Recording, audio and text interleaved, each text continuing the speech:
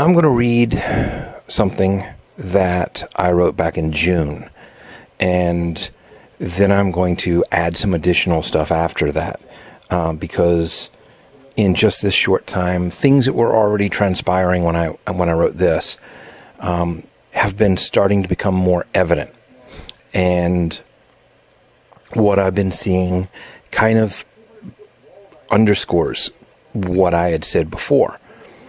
And I think, I'm not going to say what I wrote was important, but the general idea of what I was talking about and what needs to be done is kind of important.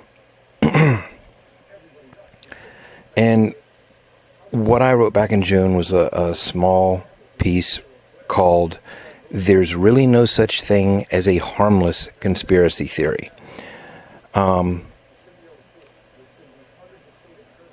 So here we go.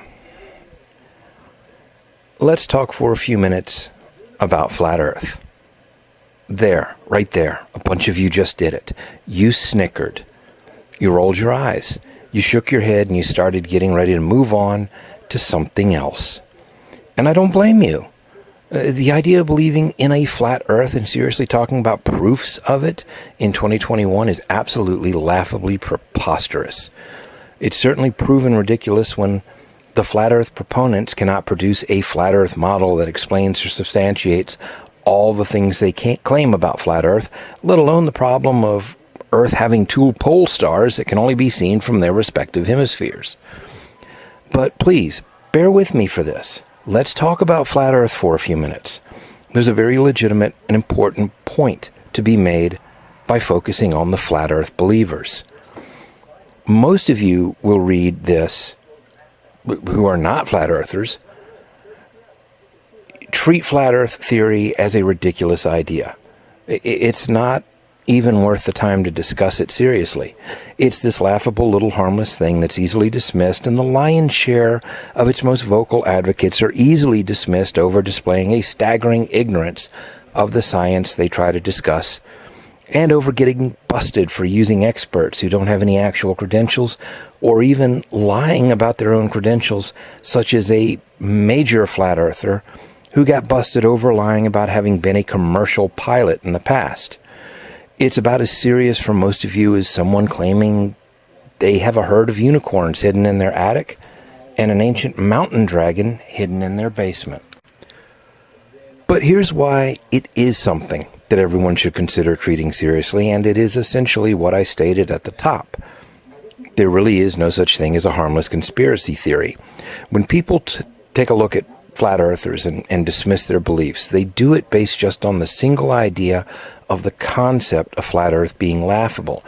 It's a reaction to just the surface level of the belief and the primary topic they're being presented with. The problem with most any major and quite a few smaller conspiracy theories that flat Earth can be used as a prime example of is the amount of other false beliefs the adherents have to embrace in order to maintain and justify the primary conspiracy belief. Here are a couple of examples.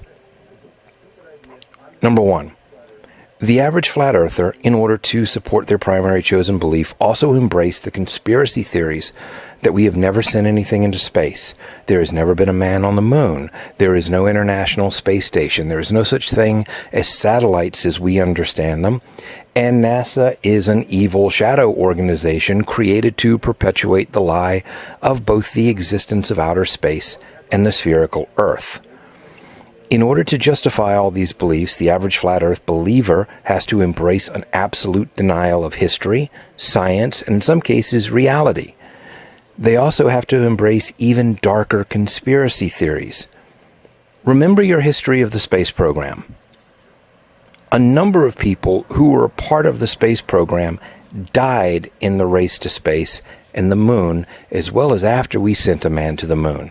For most of the people who will read this, the Challenger disaster was a significant event that occurred in our lifetime.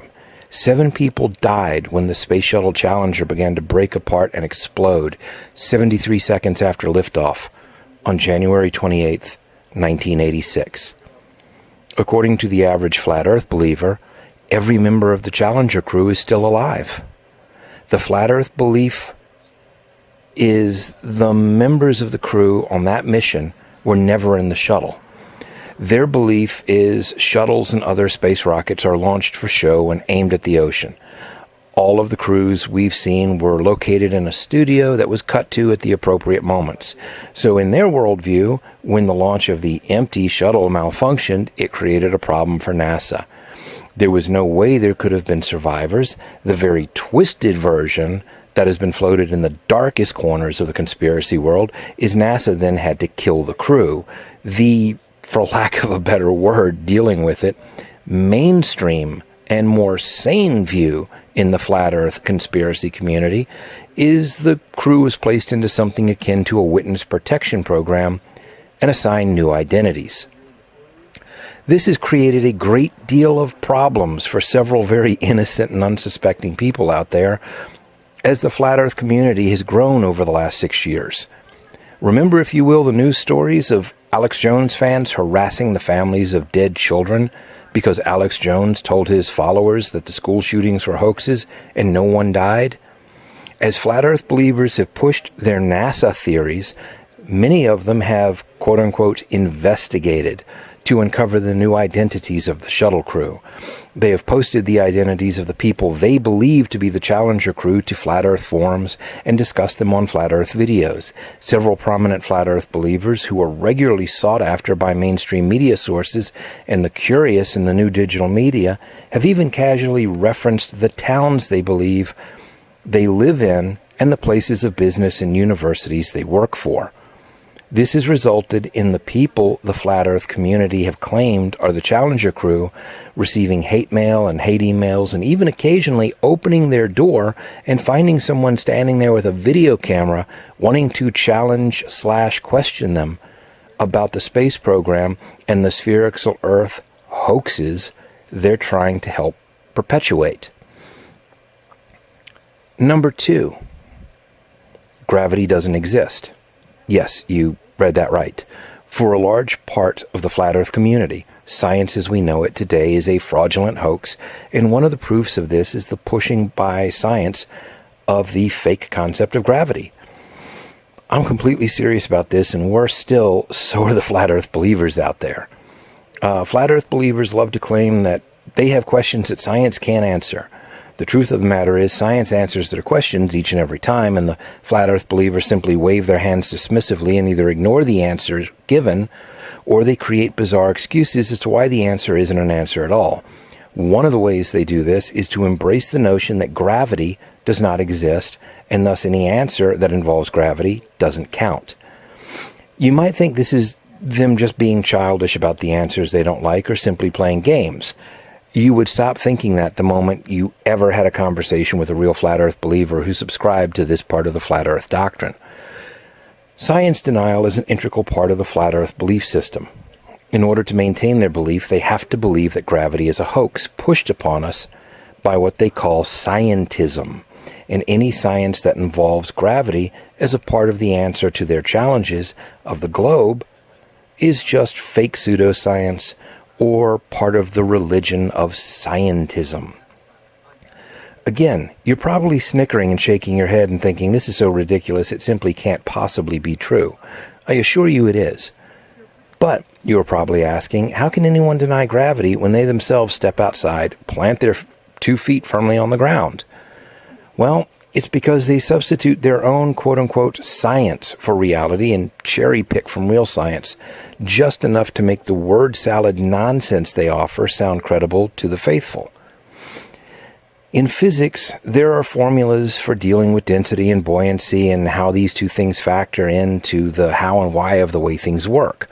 Now, a part of the understanding of physics when it comes to how density and buoyancy are applied to things in a terrestrial setting is that gravity has a big part to play. For Flat Earth believers, they remove all concepts of gravity and explain there's no need for the fake concept of gravity because density and buoyancy explain all. If you drop a tennis ball, it falls to the ground not because of gravity, but because it's more dense than the air it falls through. It strikes the ground and bounces because the ground is more dense than the ball and is able to stop its fall. If you put a bucket of water on the ground and drop the ball, it will stop when it hits the water because the water is more dense than the air, but it's not as dense as the ground, and it will not support the ball on its surface. Most of the ball will be under the water with just a portion of it above the water because the ball is less dense and it has buoyancy to support it. Now, after they present this, you can ask Flat Earth Believer this very important question. Why does the ball fall down? You actually need a force like gravity for the concepts of density and buoyancy to work in the way we see them work here on Earth. If there's no gravity to pull an object, there's no reason it will fall down rather than fall up or fall off to the side. You need gravity for density and buoyancy to matter. Without gravity, a man could float in the air 2 or 3 feet above the ground despite being denser than the air, or even start drifting off to the side or up. So if there's no gravity, how is there a consistent down for things to fall towards to make their version of density and buoyancy work? Depending on which faction of Flat Earther Believer you will get different answers. You might just get a more convoluted word salad involving density and buoyancy from them than their first go at it. You may simply end up getting insulted and called a sheep and one of the brainwashed and the blind. You also might get one of the proponents of the perpetually elevating Earth faction of Flat Earth. Down, for this faction of Flat Earth Believer, is a product not of gravity but of momentum. The Earth is essentially traveling through an infinite universe, like an eternal elevator heading up at a high rate of speed. We can observe the speed the Earth is ascending by observing the speed that something falls, quote unquote, through the air. You then start getting into needlessly convoluted word salad as they try to explain how the Earth moving up to simulate gravity and their view of density and buoyancy all work together, as well as why we don't feel the upward movement, when one of their arguments against science, as well as the concept of the globe Earth orbiting the sun, is we can't feel the movement of the Earth as it travels through space. All of this denial of gravity in order to support the Flat Earth belief system is, in part, based on their belief that most of the scientific community and the teachings of the scientific community are a part of a conspiracy to hide the truth from us. Scientists are liars, and the science as we know it is all lies. Why the lies and the deceptions? To keep us dumb and blind in order to control us and stop us from seeing the truth. Why? Well, the why of it would fill up several copies of War and Peace with all of the words explaining the Byzantine convoluted conspiracy lunacy that they spew.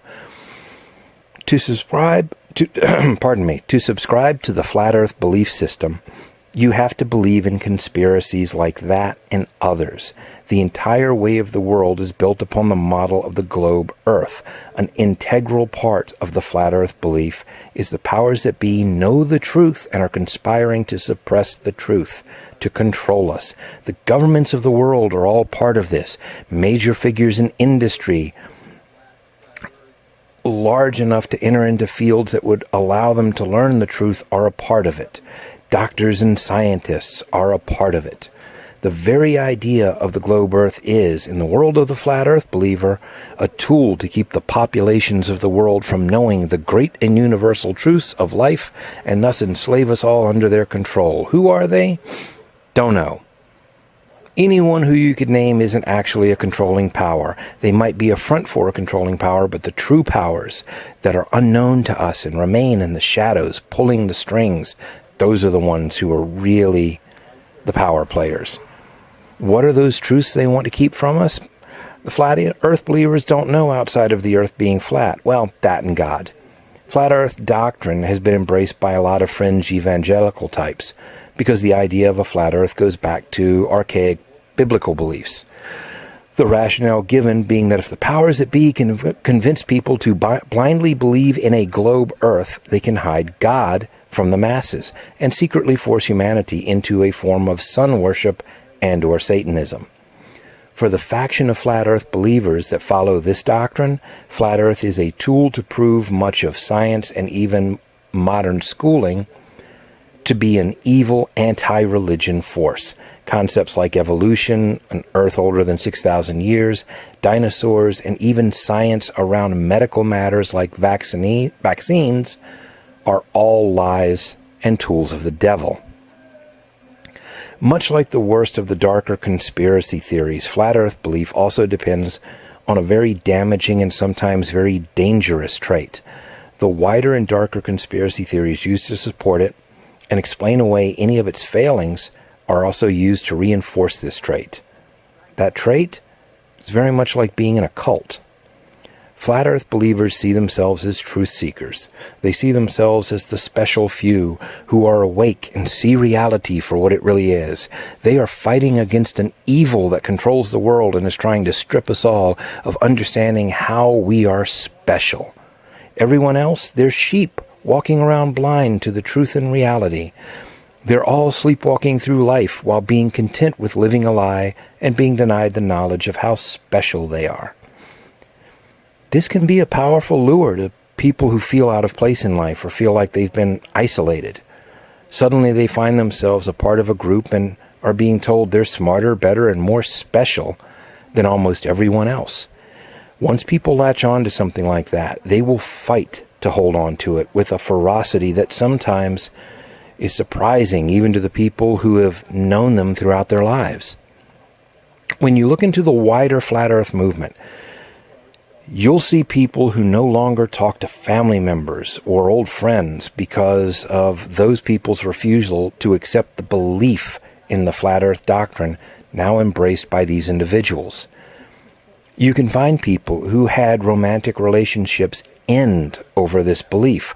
There are even dating groups and sites in the Flat Earth community now just for them that helps to further isolate them from being around people who might move them away from or out of the cult they're in. The deeper people fall into these things, the more they run the risk of engaging in destructive and self-destructive behaviors. Worse, as with almost any such group, in the cases of a few of the most extreme individuals, you run the risk of dangerous actions and behaviors. Frankly, we've already seen borderline moments by Flat Earth believers that come close to fitting the category of dangerous. The aforementioned example of Flat Earth believers tracking people to their homes or workplaces to confront them, sometimes angrily over their quote-unquote deceptions, certainly falls into borderline territory. There have also been cases of Flat Earth believers recording themselves confronting and challenging NASA employees, scientists, and other people who are minding their own business in public places or entering businesses. And Flat Earthers have posted videos of themselves going into stores and destroying books or other property that promote the, quote, lies the Flat Earth believers hate. Flat Earth is also one of the conspiracy theories out there that seems to act as both a popular recruitment tool into conspiracy and as a gateway drug to the wider and unfortunately occasionally darker world of conspiracies out there. Because Flat Earth requires the followers of it to embrace so many other false belief systems and conspiracy beliefs to sustain it, Flat Earth believers tend to also very quickly begin to follow darker and potentially more dangerous conspiracy theories. They sometimes continue to follow these conspiracies even after leaving Flat Earth behind. But the idea of people believing in a Flat Earth and seriously talking about proofs of it in 2021 is absolutely laughably preposterous and ridiculous. It's almost amusing, right? One of the problems we have in our society with more matters than just conspiracy theories is we only look on the surface. It's a problem akin to how a number of people only read headlines and assume they are now fully informed about what a news story actually says. People look at the world of conspiracy theorists and dismiss all but the most obviously dangerous ones as silly, trifling little things. They're funny, and it's comical and silly things people will allow themselves to believe in. Conspiracies are only dangerous when there's something obviously dark and threatening, like the QAnon matter, right?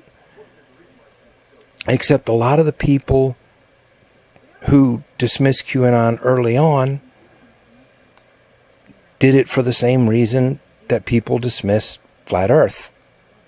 See, unfortunately, the uncomfortable truth is that most conspiracy theories out there depend on using still other conspiracy theories to buttress them. And some of those additional beliefs come from very dark and potentially dangerous parts of the conspiracy world. But there is a more potentially dangerous aspect to this when it comes to the long-term health of our society. As conspiracy theories become more accepted as quote-unquote skeptical thinking and quote-unquote equally valid alternative views on matters, we are seeing a rise in more and more openly conspiracy-embracing political candidates who are actually becoming elected politicians. As conspiracy theory has started to become more and more a part of mainstream political identity, and political identity has become more important to many people, we've even seen things happen such as a Wisconsin hospital pharmacist, also an admitted conspiracy theorist, who was fired, arrested, and charged for trying to destroy COVID-19 vaccines. For that matter, we have even seen anti-vaccination conspiracy talking points enter into mainstream political discourse, including during presidential election cycles for the better part of the last 2 decades. The internet and social media have contributed to the acceleration of the ability of conspiracy theories to grow and flourish. As more people embrace conspiracy and more politicians embrace conspiracy, we run the risk of important aspects of our lives and the means by which we govern and run our country being damaged by movements and possibly laws shaped and created on a foundation of conspiratorial belief.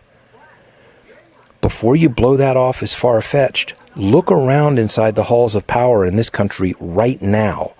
We are already seeing politicians playing to conspiracy theorists as a vital part of their base and taking votes in the halls of power, both state and federal, based on either their or their constituents' following of conspiracy beliefs. We are already perilously close to crossing an extremely dangerous line. A widespread embrace and acceptance of conspiracy theories is anathema to a healthy, functional society. So the question becomes, what can be done about it? For one thing, the notion of a harmless conspiracy theory needs to be done away with. While I'm sure someone out there can think of a smaller conspiracy theory that is relatively innocuous, many of the larger and more widespread conspiracy theories out there that seem harmless when only looked at in the most superficial of ways are not completely harmless. Because we all have a stake in keeping a functional fact-based society, it behooves all of us to challenge and debunk these things. Now, there are ways this both should be and should not be done. The flat earth believers who show up on doorsteps or get into confrontations with people just trying to have a cup of coffee or have a nice dinner out, absolutely not the model to follow. But we all need to be aware of when the people around us are starting to fall into the trap of conspiracy belief systems. This is especially true when the person is a public figure or an authority figure. Understand as well, because this is what you will be told, you are not acting as a censor, nor are you suppressing free speech. It is not censorship or the suppression of free speech to tell someone trying to inhale water that will kill them when they are determined to believe it's no different than breathing air. You are debating against a false premise. You are debunking a false belief system. No matter how much the conspiracy theorists make the claim, debating a false premise or belief is not censoring it, suppressing it, or engaging attacks on the person who is championing the false premise. You will also be told you are standing in the way of truth-seeking and skepticism. Flat Earth believers and other conspiracy followers love to position themselves in their own minds as skeptics and people trying to use real science to uncover truths. They're nothing of the kind. Skeptics and truth seekers may question everything placed before them and use scientific method to try to determine what the truth is, or what the closest thing to the truth is we're able to discover at this time. But that's not what flat earth believers or most conspiracy believers do. Skeptics and truth seekers look at what is placed in front of them and then follow facts to see if the path does, in fact, take them to the place they're being told it goes. Conspiracy theorists choose the destination they want to end up at and then get there by cherry-picking facts and science, or dismissing or outright ignoring anything that would interfere with them ending up at their chosen destination. Maybe more important than anything else, work at understanding and acknowledging where the line is between what you want to be true versus what actually is true. More and more in recent times, the idea that opinions are as good as facts has been finding fertile ground with many people, not merely conspiracy theorists, and not just with any one social or political group. The stronger our own understanding of where any of us can slip into the realm of leaning towards what we want to be true rather than what is, and put a stop to that slide, the better we can all be at defending actual facts and actual truths from the desires of the people who want to pervert them or substitute them with what they want to be true. As cliche as it sounds, the future is in all of our hands. It's up to all of us to ensure the future can be the best it can be. One of the most fundamental ways we can all ensure this will happen is to try our best to make sure our society moves forward and advances as a fact-based society as much as it possibly can. So as I said, I wrote that back in June of 2021. And I'll put a link to it. My reading may have been a little stilted. I can talk, but I can't read well sometimes. Plus there are a few interesting links, and there are a couple of photos in here that I didn't touch on as I was reading, because reading what I wrote directly under the photos would have been kind of a really weird, confusing break in what was actually being read as the main article. And but seeing these photos and checking out what they are further underscores the point I was making about kind of the dangers of we have conspiratorial belief entering into the halls of power.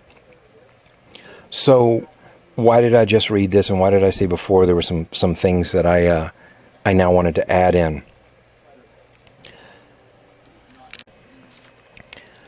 Flat Earth believers have been doing something in the last few years, and for whatever reason, the end of 2020 and all of 2021 has seemingly seen an acceleration of this. There is a conspiracy group out there, and they're a very dangerous conspiracy group. Then I don't know if calling them a conspiracy group is totally correct. They're more a group of people living on misinformation, which is essentially they've turned themselves into a conspiracy group. But there may be some people that kind of want to argue the finer points of whether they are truly conspiracy theorists or not. This group call themselves sovereign citizens, and that's kind of the broad brush title. That is that's the title they came up with years ago. Now there are subgroups in sovereign citizens that have different names for their little organizations. I think one of them's Rise of Moors. Now, let me give you a really weird kind of thing on the history of sovereign citizens. Actually, let me back up. Sovereign citizens, you may have heard of sovereign citizens. One of the things that you'll see on YouTube, for example, is like some people now post videos making fun of certain sovereign citizens, because one of the sovereign citizens' belief is the federal government is a lie. The federal government stopped really existing long ago, and it became a corporation. The federal government was broke, the country was broke, it became a corporation, and it sold itself off, and in order to in order to fortify itself, it had to sell its assets. Well, its assets are us, not the land, not anything else. Although, yeah, the land and buildings and stuff like that are included, but the big assets are us. The citizens of the United States were sold. And none of us knew this. It was all done in secret, the great powers of the world. And so you get this bizarre belief that the United States stopped existing sometime in the early 1900s, and the corporation of the United States then started after that point. And they use very bizarre things to explain how they can prove this. And some of those things are when your birth certificate is printed out, they put your name in all capital letters. If you look at most official birth certificates, your name is in all capital letters. If you look at a lot of medical or legal documents, your name is in all capital letters. Now, this is just a weird practice that started because people felt like print versus cursive, easier to read, and all capital letters, easier to read. And, you know, there are all these other, like, just silly reasons for why this evolved the way it did. But the conspiracy theorists, the sovereign citizens, their claim is, well, if you look on legal documents, they print your name in all capital letters. If you look on your birth certificate, it's all capital letters. If you look at how you write your name, or you look at how your family would write your name, or how you would write somebody else's name when you're addressing them, the first letter is a capital letter, and all the rest for each name are lowercase. So, you know, capital J, lowercase E-R-R-Y. That's Jerry, not capital J, capital E, capital R, capital Y. All capitals is a legal contract, and you are assigned a legal contract entity when you are born, whether you want it or not. And that is how you are now contracting with this big corporation that is the United States. There's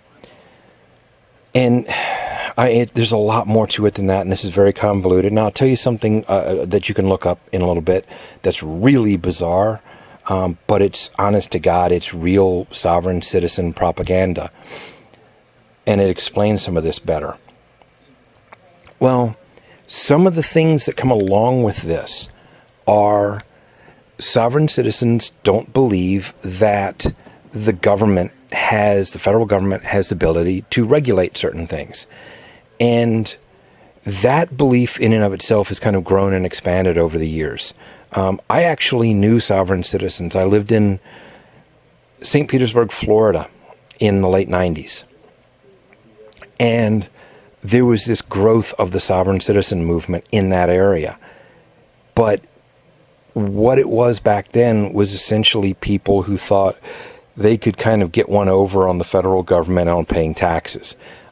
Their belief was, at the time, if you declared yourself a sovereign citizen, you would declare yourself a sovereign citizen of the state you were in.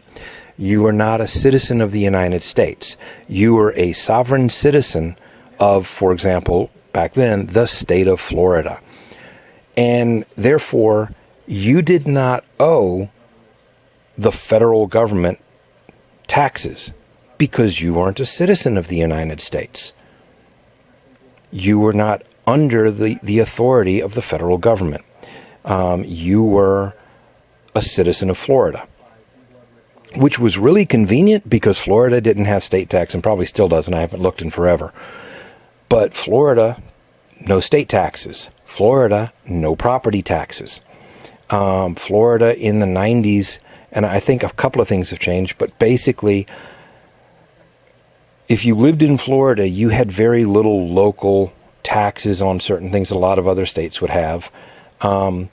Florida made most of its money off of sales tax and tourists. So it could kind of cut a break to to the residents by not putting in quite as many certain other type of taxes. And again, I don't know if this has changed, but I know for the longest time before I moved down there, and well after I moved out of Florida, you didn't even have to get your car inspected every year. So there were a lot of things that Florida did not make you do that other states do. Sometimes they're safety issues, but sometimes they're revenue issues. So the sovereign citizen movement was kind of a really appealing thing to 20-somethings and 30-somethings and 40-somethings in Florida, because it essentially meant, well, I don't have to pay taxes. I'm not a citizen of the United States. I'm a citizen of Florida. The federal government has no authority over me. But they would follow, in their minds, the deal was they still had to follow the rules and the regulations of the state government and the local government, the municipality where they lived. And I know for a fact it didn't quite go well for some of them as they tried to stop paying taxes for several years, because then the federal government came in and took their property. You suddenly owe $85,000, $95,000 in back taxes and penalties, and they'll take your house and sell it. Well, it seemed like a silly thing back then, and it kind of was a silly thing back then, but in the early 2000s, it started changing after things like Ruby Ridge.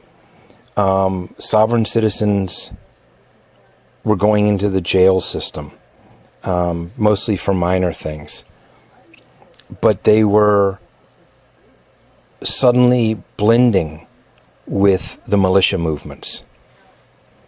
And a lot of what I'm telling you is very, very, this is the very Cliff Notes version.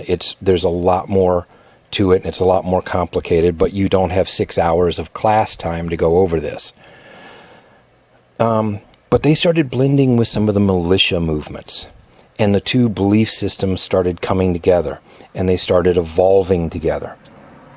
And as the 2000s wore on, you started getting the sovereign citizen movement believing things like the federal government has no authority over them, but they also started believing that essentially the local government had no authority over them, because everything was part of this corporate government. And all they had to do was say, well, they weren't part of that. They did not do business. They did not do contract. They did not do whatever with this corporate organization.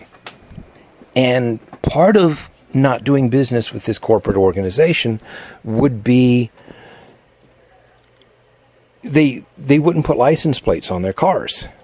They wouldn't bother getting driver's licenses. And in all honesty, some of them started getting into it as a matter of convenience. Some idiot has got 3 DUIs and a bunch of speeding tickets on his driver history. Now he's lost his license. Well, the license doesn't matter anyhow, because the government doesn't have the authority to regulate your travel. And that's become a big thing with sovereign citizens. And this is one of the things, the more innocuous things that you see a lot of on videos on YouTube making fun of sovereign citizens, where they'll be driving down the road and they have cardboard or plastic fake plates, license plates on their car. And it'll be some weird code that doesn't make any sense, or something that on the license plate, or another sign in their window that will say private property.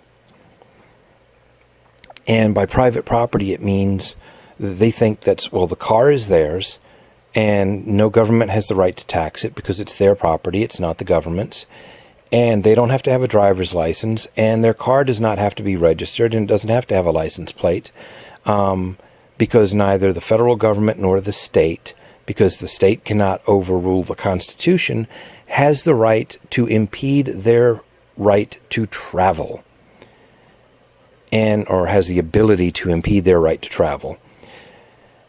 And what that is they've somehow gotten it in their heads that the Constitution gives them this unfettered ability to travel anywhere and any way they want, which is kind of an interesting thing, because recently in the debates on vaccines and masks, we have had Republican lawmakers, some of the newly elected ones and state level ones, coming out and saying, well, you can't say people have to be vaccinated to fly, even though if you fly out of the country, that's been a rule for years. But you can't say people have to be vaccinated to fly. That is a violation of their constitutional right to travel. And they have said it word for word out of the Sovereign Citizen textbook. So sovereign citizens believe they have this right to travel. So they can get in a car with no license plates and a sign that says private property and drive on any road they want, except they won't say it's driving. They're traveling. And they will argue with you over driving versus traveling, because traveling is your constitutional right. Driving, they're not driving. They're in their personal property and they are traveling. Driving is only the definition when you are engaged in an act of commerce. If you own a big truck and you're taking stuff to a store, from a warehouse to a store, you're driving. And you have to have, like, there's more stuff involved that you might have to follow certain rules. If you're taking money to transport someone, like an Uber or a Lyft, and you are actively transporting someone for money, you are engaged in commerce, therefore you are driving. But if you are going from your house to the grocery store to get a loaf of bread and some milk and some butter and some lunch meat, and then back to your house, you're not driving, you're traveling. And traveling is a constitutional right, and no authority of the state or the federal government has the ability to take that away from you. And a lot of the time, if you look at like a lot of the YouTube videos that make fun of sovereign citizens and their travel fails, and literally it'll say like SovCit travel fails. This ends in basically a sovereign citizen, after making a complete joke of themselves, getting their window busted out and getting arrested and taken to jail. However, it doesn't always go that way. Sovereign citizens believing that no government anymore has any authority over them, because all governments are fake. They're these businesses. They're not really the governments. They don't follow the Constitution. They have no authority over true free citizens who follow the Constitution. And police officers and sheriffs and all, they're just revenue collectors. That's their job. They believe that these people don't have any authority over them. And the quote-unquote laws, those aren't real laws. And even if it is a real law and you say it's a real law, well, that doesn't supersede the Constitution. And the Constitution says I can have property and you can't do anything. And a lot of the videos that you don't see, although there are some of them out there, because they're not the funny ones that pop up when you search for sovereign citizen travel fails or sovereign citizen gets their window broken, is sovereign citizens on traffic stops murdering police officers and sheriff's deputies, because those are the enemies of the Constitution and they're trying to prevent free citizens from traveling.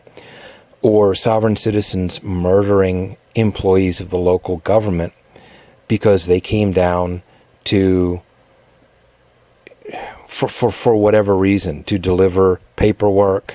There were sovereign citizens that murdered several Department of Transportation employees, and I can't remember the exact state, and a few other people that worked for the state, because they were taking measurements. The road was being widened, and so it was going to take 5 or 6 feet from the front of the lawn.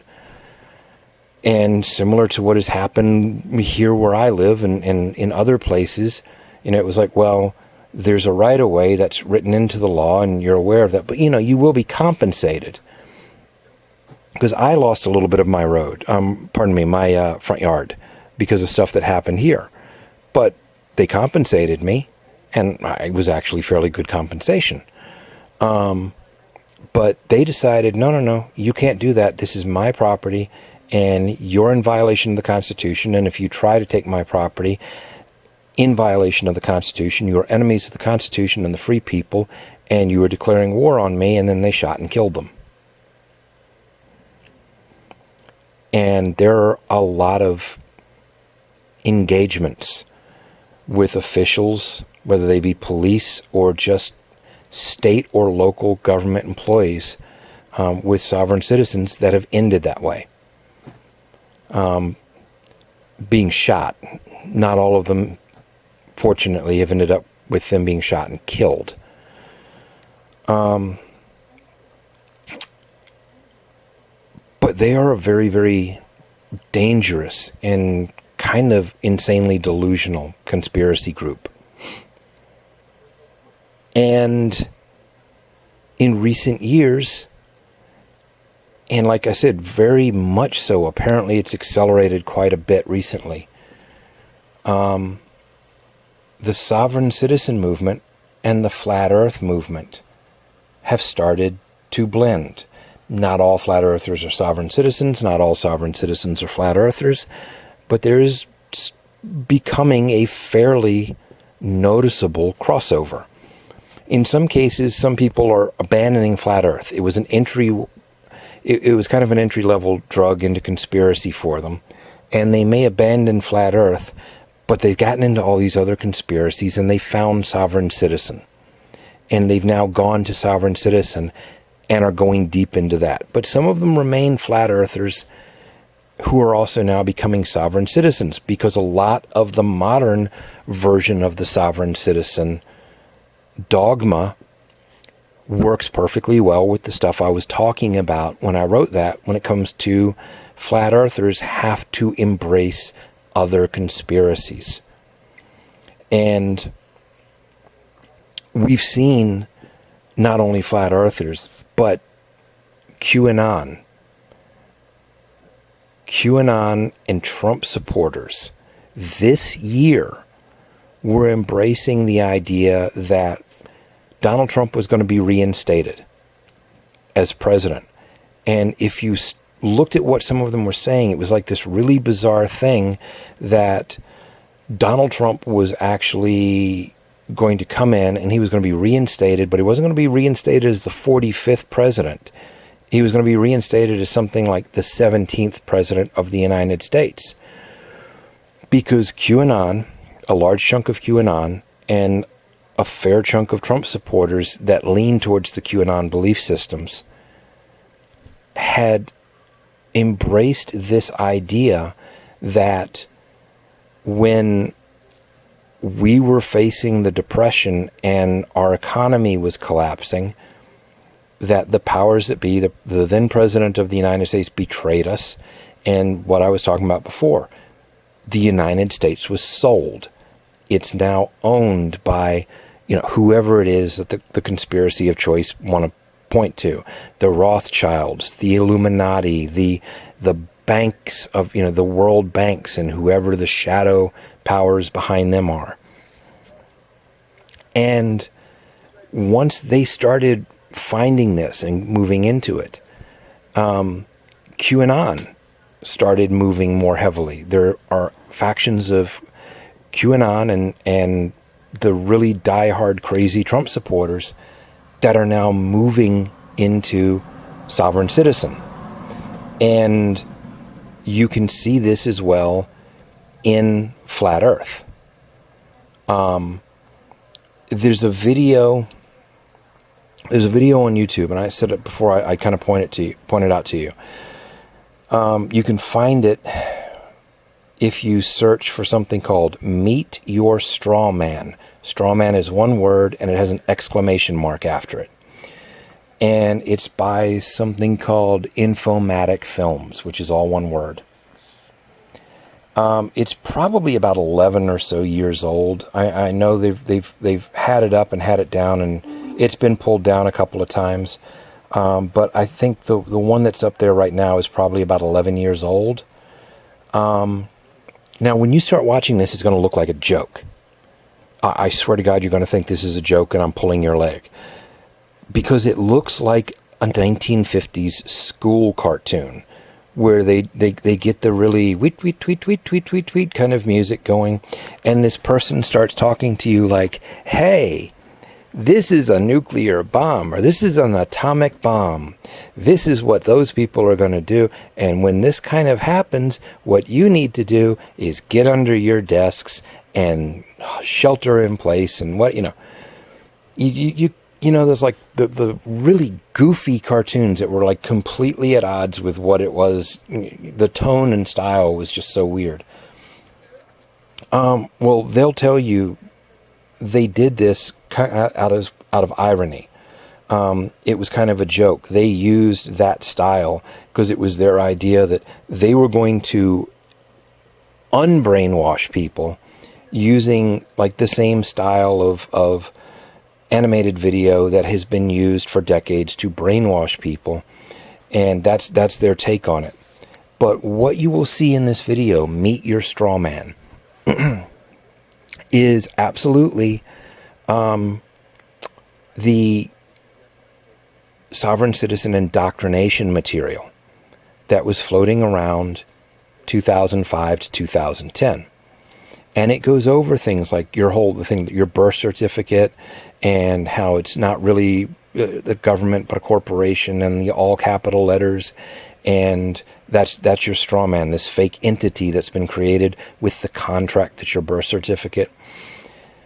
And a bunch of other like really just bizarre concepts. How apparently they use legalese to trick you in circumstances, and you have to be careful what you say and what you allow people to say to you when you're dealing with police or authority figures or government officials.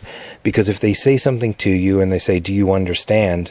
That's some sort of like Jedi mind trick legalese. They're not asking you if you understand, as in the word understanding and comprehension.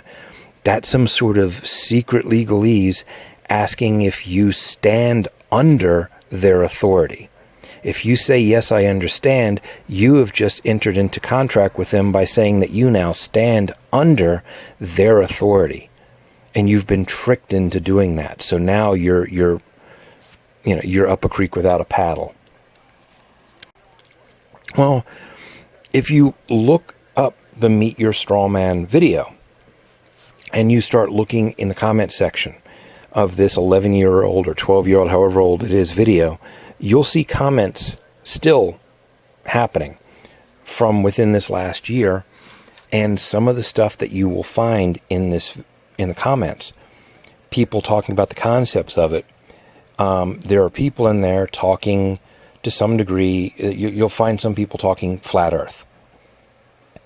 But you will also see people very clearly from the last 12 months talking and using QAnon hashtags and QAnon slogans, where we go one, we go all, things like that. And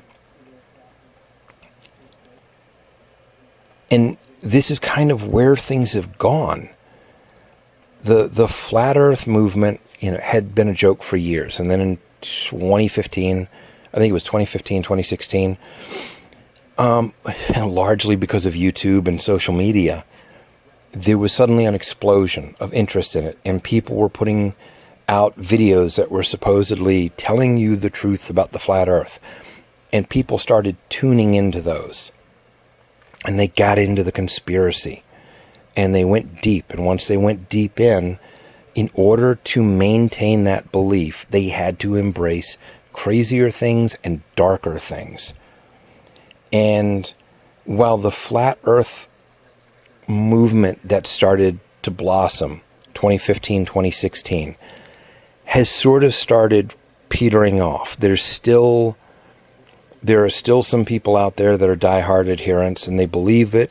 Then there are probably people, con artists or whatever, what do they call themselves? The globe busters, who I can't tell if they're just nuts or they're con artists. Anytime I've seen their stuff, but they found ways to make themselves famous and make money. So there are some people still pushing this because they found a paycheck out of this. They found a way to make money, and they don't have to do that 9-to-5 thing anymore. And then there are people who are still believers. But the thing is, the people who are the die-hard believers are starting to shift into becoming the dangerous believers. And they are blending now with the sovereign citizens. And the sovereign citizens are blending with the fanatical QAnons. So when I wrote that back in June, and I said there's really no such thing as a harmless conspiracy theory, and I actually had a few people say, friends of mine were like, yeah, but things like, the Mandela effect, come on, that's kind of harmless. Well, yes and no, I guess, if we really talk about what the ramifications of that are for diehard believers of it, maybe not so much, and it's not a harmless conspiracy theory.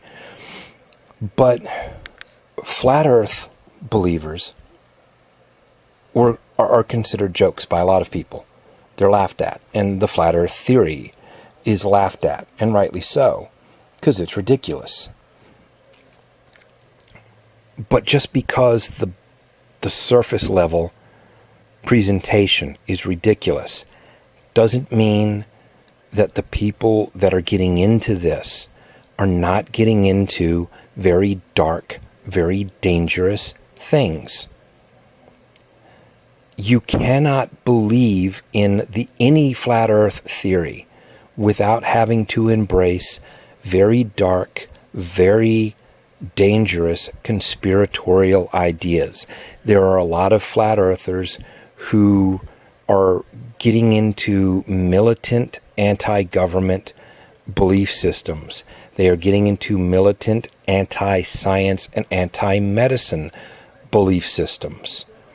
You will find a lot of anti-vaxxers in the flat earth movement, because since the government is the enemy, because the government's trying to convince you the earth is round and not flat, well, the government is trying to keep you stupid and docile. How do they do it?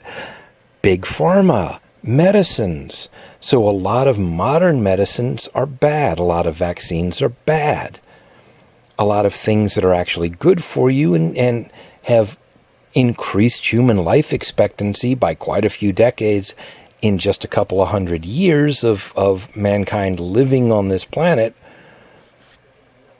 No, all of that's bad. It's evil because it's meant to keep you docile.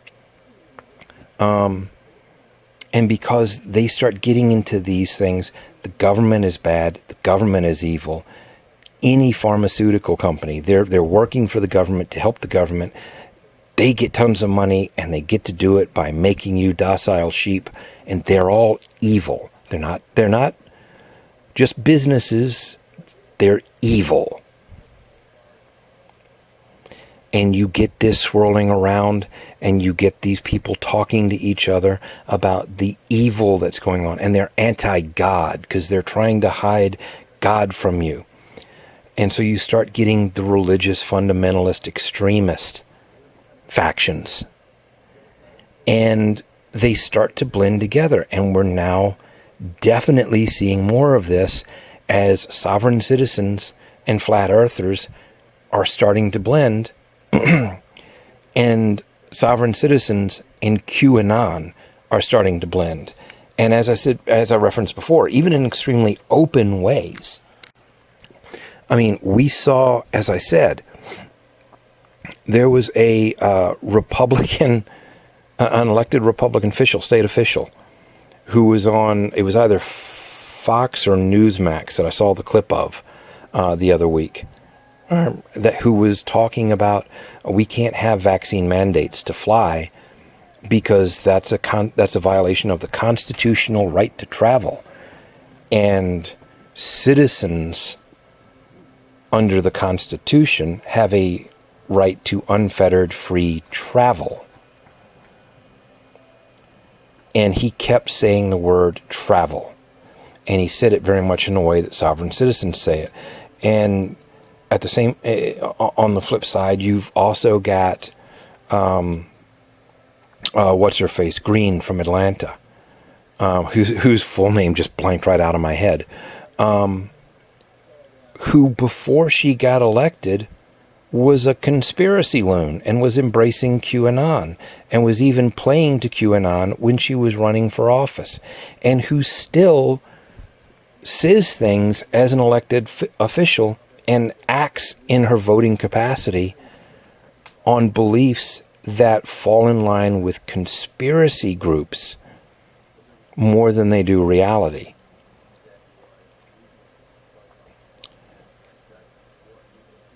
All of this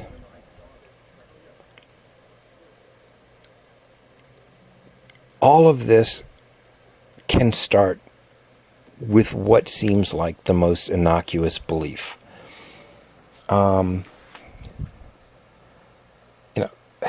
Flat Earth being the topic I picked before, people think it's a joke. And on some level it is. But even something like the Mandela effect,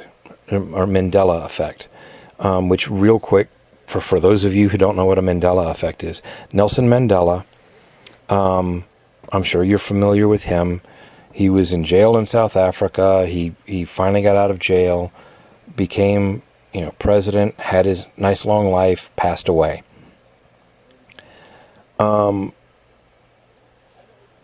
Quite a few years ago, a lot of people started talking on the internet. And one or two people started saying, well, I could have sworn he died in jail. And this was about, when he actually died. It was like, well, wasn't he dead already? I thought he died in jail. And then somebody else says, well, yeah, I thought he died in jail. And then somebody else says, well, I'm positive. I remember seeing news stories. He died in jail. Well, he didn't die in jail, and there weren't any news stories about it. But people have very unreliable memory. And I know this is already going long, but I'll give you just a goofy, stupid, funny. I talked about the Mandela effect at a convention one time. And I was talking with some other people about it during a panel. And I said, I can give everybody an example of how easy it is for your brain to create false memories and false images. And not even about important things. Not even about things that you would think you would have to worry about. Harry Potter. There were 2 Harry Potter films where Richard Harris played Dumbledore. And then Richard Harris, unfortunately, passed away, and they cast Michael Gambon in the role. Well, I like Richard Harris. I was a big fan of Richard Harris for a lot of things. And when my wife convinced me I should start watching these movies and reading these books, because a lot of her family, we had only been together for a little while, a lot of her family was big into Harry Potter, and there were nieces and nephews, and this would be a good thing, and it'll help you at the family get-togethers on the holiday. So I started watching it, found it to be really enjoyable, and I probably watched the first couple of movies more than a few times. So Richard Harris passes away, and they cast Michael Gambon, and they do the 3rd film. So my wife and I went and we watched the 3rd film in the theaters. And for the next week, people were asking me, oh, have you seen it yet? Well, what do you think? We were talking about it. And I realized when I was talking about certain scenes and I was thinking about them in my head, and this is what I told people at the convention, that probably some of them either did this or have done similar things with movies or TV shows where there's been a casting change. And I was told by a lot of people, yeah, I did exactly that with Harry Potter. As I was talking about the third film, when I was seeing the scenes in my head, as I was talking about them, as I'm remembering them, I was putting Richard Harris back into the role of Dumbledore, even though that's impossible. He was dead. But in my mind, I was replacing the current actor with Richard Harris. And it wasn't simply, I was seeing Richard Harris, but I was hearing Gambon and doing the much more animated and physical kind of performance that he did for Dumbledore. I was seeing Richard Harris in my head performing the way he would have performed in the scenes in the third movie. And as I said, there was actually several people in the room that were like, yeah, you know what? I did the same thing. And like one of the panelists was kind of like, yeah, I think everybody actually kind of did that because we all wished we still had Richard Harris for quite some time. But if you've ever been a fan of a TV show or a movie and there's been a casting change, you've probably done that, so you understand it. Your brain can very easily change something. And if you're not paying attention to something, I mean, honestly, a lot of people were not watching the news about what was going on in South Africa.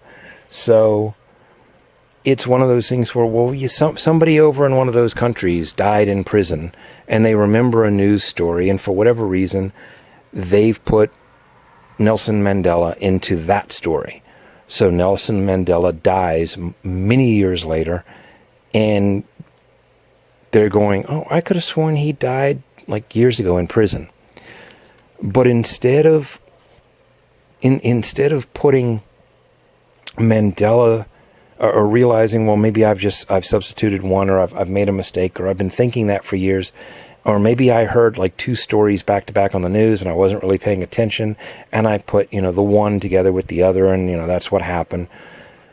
They didn't do that. And there's now a large number of people out there who believe that there's this thing that they call the Mandela effect, because that's kind of what they used as the baseline to start for it, where we're all shifting in reality. It's kind of like the multiverse theory. And we're on Earth 237, and then some of us will shift. And now we're on Earth 238. And everything is basically the same, but there are subtle differences, or not so subtle differences. The Bernstein Bears or the Bernstein Bears. Curious George has a tail, or Curious George doesn't have a tail. C-3PO, one of his legs from the knee down was silver. You can actually see that in some scenes in the first movie. You can actually see that in promotional pictures, although it is kind of hard to see because it's a silver leg. So it reflects the colors that are around him. And a lot of the scenes that we have of C-3PO in the first film, they're not full body shots. And when we do see long shots of him in the desert, well, what color is the desert sand? It's kind of reflecting off the silver leg, and we're seeing not like pure bright shiny silver, but the gag was, the rebels were a little short-handed, and they were also, a little tight on supplies, so they couldn't fix C-3PO one time properly, so they got him a spare part that didn't really match, which was actually why in the modern trilogy he had that really bright red arm. It was kind of a joke playing on that. It was like, okay, we're going to do this, and this time you're going to notice. Well, you get a lot of things like that, and instead of just going, well, I didn't notice that. I never noticed that, or I may have misremembered this, or I did whatever. The adherents of this belief think that, well, we're shifting in dimensions. Time is changing. There's a whole thing in the Mandela effect of people, it's devoted to a movie that Sinbad, the comedian, starred in, that doesn't exist. But there are people that will tell you that they watched that movie, they grew up on it, they would watch it with their friends and watch it with their family, like every holiday gathering. And it was this like fantastic movie where Sinbad played a genie. And a lot of people have pointed out, well, no, there was a movie with Shaq called Kazam. There was no movie with Sinbad named Shazam. But about somewhere in that same time zone, Sinbad was hosting a marathon of movies that were the old Sinbad movies, Sinbad the Sailor. And to do that, he was dressed up all Arabian Night style and doing jokes and doing genie stuff and things like that. And that, somewhere along the way, somebody got these two things confused from their childhood. But people absolutely believe this was a real movie, and it's never been put out on VHS. It's never been put out on DVD. It's certainly never been put out on Blu-ray. And that's why, nobody else seems to remember it anymore, but they swear it's real because they can't be wrong. Well, if you dig into this group, there are people in that group who now believe that the powers that be know about this. They may even be manipulating it. And a part of that comes from to believe in this and to ignore people telling you rational, reasonable things. You have to have a reason why the rational and the reasonable doesn't apply. Because everybody else, they're sheep. They're being controlled. They're blind. And maybe they're being brainwashed. By who? The Illuminati? The Rothschilds? The whatevers? Whoever it is. Some evil power that knows this is happening and may even be manipulating it. And they're trying now to do everything they can to discredit those brave souls who have realized this is going on and they know the truth and they're trying to get the word out. But the powers that be, the evil powers that should not be, are doing everything they can to discredit them. Yes, there is a faction of people who believe the Mandela effect is real, who are now talking like this. Because just like Flat Earth, you cannot embrace a conspiracy theory and support that belief if you do not completely ignore facts and reality and find things that you can grasp onto that will give you this thing that will buttress your belief.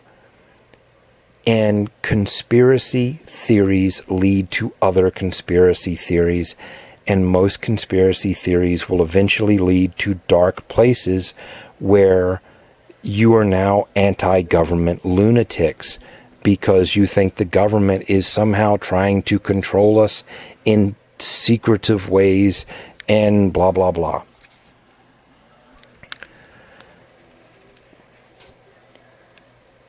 Flat earthers are now becoming sovereign citizens. Sovereign citizens are now blending with QAnon.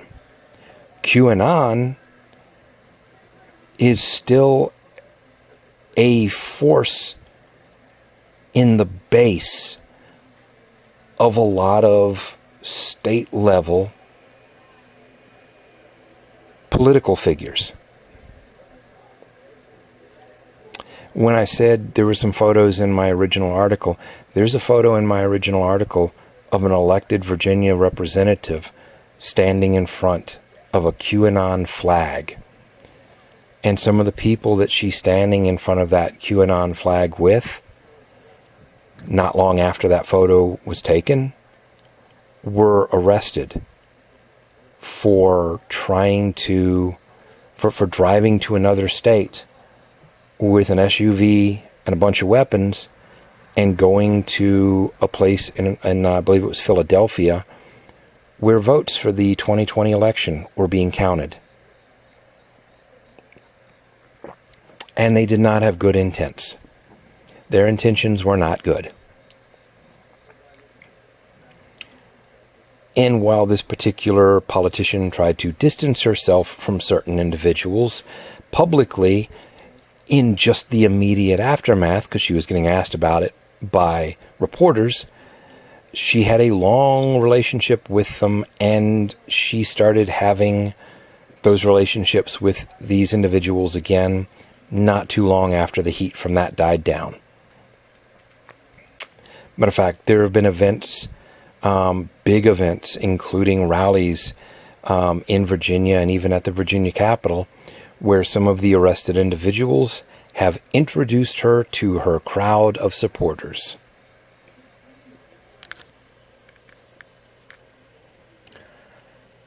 She says she's not a QAnon adherent, but she says things that sound very much like the QAnon people. She says things that sound like the militant anti-vaxxer conspiracy people. And the people in this area that are QAnon are starting to mingle with the sovereign citizens. So you now have two dangerous groups mingling. And there are more and more politicians that share the same party affiliation as her, and wannabe politicians who are discovering that these conspiracy people can be a strong, loyal base. And if they cater to them, they'll support that. Those people will support that individual with scary loyalty.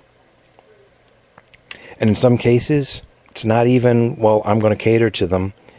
It's one of their own who is now shown that they have the ability to maybe run for a state office of some sort. And you will find people in these groups, Flat Earth, QAnon, Sovereign Citizen, talking about inserting themselves into other types of elected contests, school boards.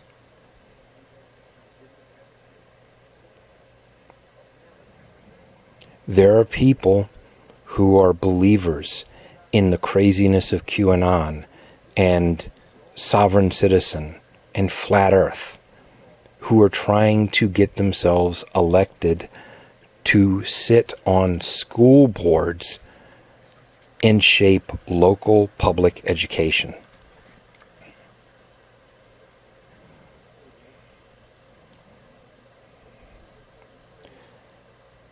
And all of these different beliefs are starting, more so than ever before, to feed into each other. And mostly, in a lot of cases, it is the most fringe and dangerous, feeding into the other groups and feeding off of the other groups, and then taking that back to the rest of their original group. And it's growing. So, I'm going to go back to what I said before. What I said when I wrote this back in June, what I titled it. There's no such thing as a harmless conspiracy theory. And as I said when I kind of ended that out, it's up to all of us. And it's an important thing to do. We have to stand up and we have to confront conspiracy when we see it. We have to confront misinformation and falsehoods and fallacies like this when we see it. And especially if it's a family member of yours or a close friend and they are drifting into that kind of craziness or that false reality garbage, do what you can to pull them out. And it might be a little bit of a hard job. Don't just roll your eyes and go, okay, yeah, he's an idiot and he's going to keep...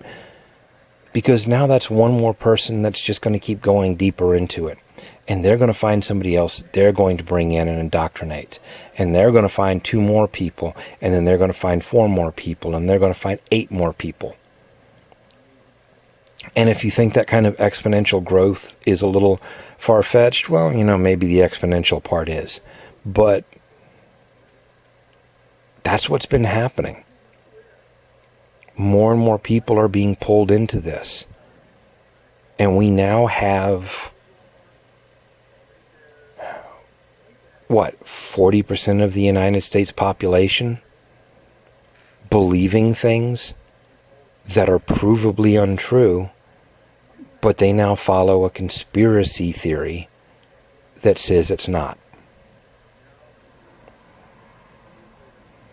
We shouldn't be at 40%, and we definitely don't want it to be more. The responsibility is on everybody. It's on you, it's on me, it's on everybody else. When you see conspiracy theories, you have to stand up to them.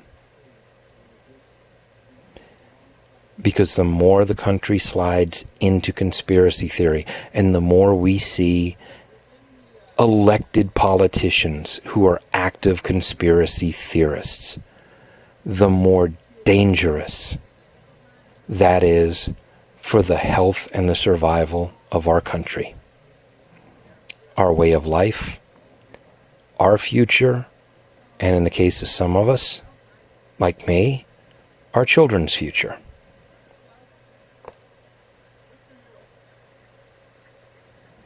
It's up to you all. You can ignore it, or you can do something about it.